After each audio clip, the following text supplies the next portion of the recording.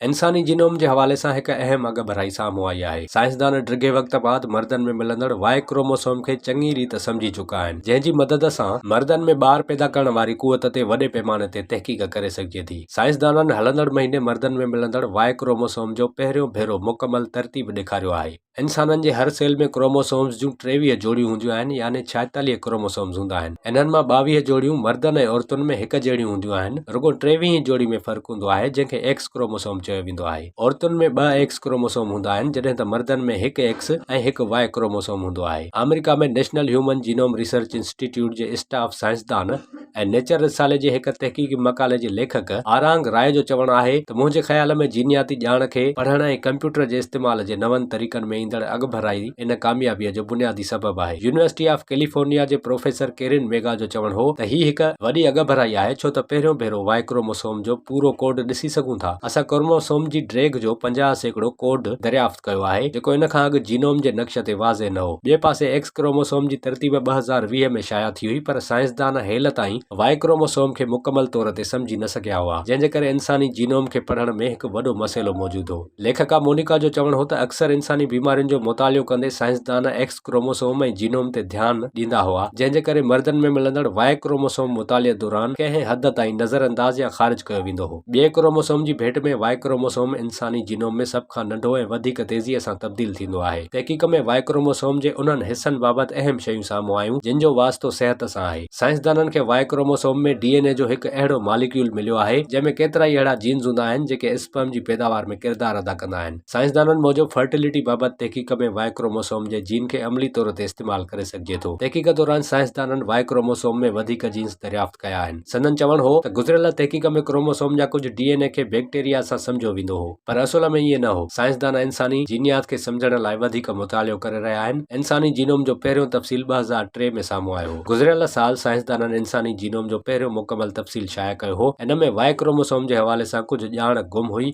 बाद में मई में मुहक़क़िक़नि जीनोम जा नवां ऐं बहितर तफ़सील जारी कया।